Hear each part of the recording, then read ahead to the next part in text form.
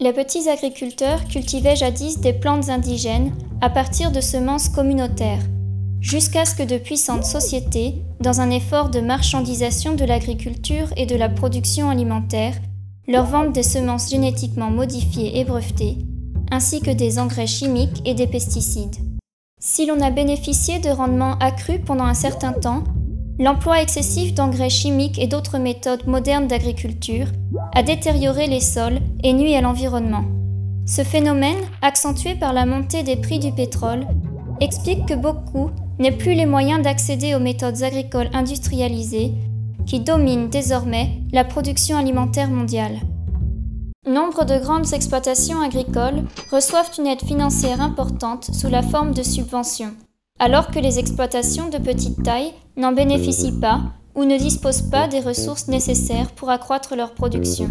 L'imprévisibilité de la météo, imputable au changement climatique, entraîne l'endommagement des récoltes par la sécheresse, des inondations et d'autres changements brusques et extrêmes des conditions météorologiques. Souvent, faute de disposer d'un espace de stockage approprié, les petits producteurs ne peuvent pas conserver leurs produits pendant l'hiver et ne disposent donc pas d'une source de revenus stable. Le mauvais état des infrastructures entrave l'acheminement de leurs produits vers les marchés.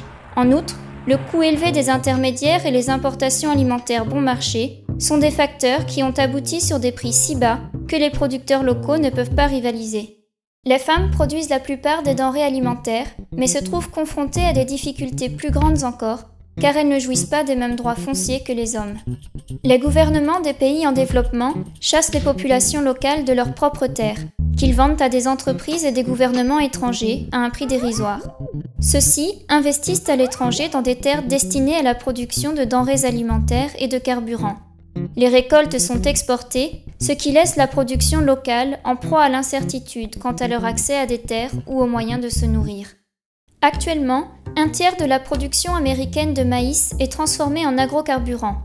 Maintenant que la demande en agrocarburants absorbe les terres arables disponibles, les sociétés cherchent à cultiver leur maïs ailleurs.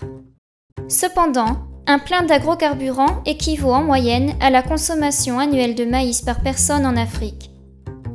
Et plus la disponibilité des denrées alimentaires diminue, plus leur prix augmente. La culture industrielle destinée à la production d'agrocarburants rejette par ailleurs des quantités importantes de CO2 dans l'atmosphère, ce qui accélère le changement climatique et annule l'impact positif de la consommation de carburants propres. Les gros investisseurs traitent les denrées alimentaires comme n'importe quelle autre marchandise. Si cette pratique représente de gros profits pour les sociétés agro-industrielles, beaucoup d'individus en souffrent. L'ONU réclame une enquête sur le risque que la spéculation financière ne fasse monter artificiellement les prix alimentaires mondiaux. Les prix des aliments de base pourraient plus que doubler au cours des 20 prochaines années, et la demande en carburant de l'industrie et du secteur des transports renforce cette tendance.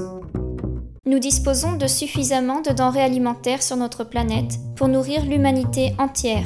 La faim et l'obésité révèlent cependant que notre système alimentaire ne fonctionne pas. Environ un tiers de la production alimentaire mondiale n'est pas consommée. Cela représente un gaspillage de près de 1,3 milliard de tonnes. Dans les pays riches, commerçants et consommateurs jettent à la poubelle des aliments parfaitement comestibles. Dans les pays sous-développés, le gaspillage de nourriture est dû à l'inefficacité des infrastructures et de la distribution. Quelques entreprises et gouvernements puissants dominent le système alimentaire mondial. 3 sociétés agro-industrielles contrôlent près de 90% du commerce de céréales. Elles ont exploité les avancées scientifiques et technologiques pour accroître la production, sans toutefois adopter de pratiques durables assurant la survie de nos écosystèmes. L'alimentation génère 30% des émissions mondiales de gaz à effet de serre. Trop souvent, les méthodes de production alimentaire que nous utilisons aujourd'hui épuisent et détruisent les ressources naturelles dont nous dépendons. La superficie de terres arables par personne a presque diminué de moitié depuis 1960 et continue de baisser. L'eau est encore plus rare que la terre et l'agriculture représente 70% de la consommation mondiale d'eau douce. La demande croissante de pétrole pour faire fonctionner nos usines, faire rouler nos voitures et satisfaire nos besoins consuméristes ainsi que la croissance de la demande en viande et produits laitiers, font encore davantage pression sur le système. D'ici à 2050, il y aura 9 milliards de personnes sur Terre et la demande alimentaire aura augmenté de 70%. Les tendances des précipitations et les saisons devenant toujours plus erratiques et imprévisibles, il sera plus difficile encore pour les agriculteurs de savoir quand semer, cultiver et récolter. En outre, les phénomènes météorologiques extrêmes peuvent très rapidement faire disparaître le fruit de toute une récolte. Le système alimentaire mondial doit être transformé.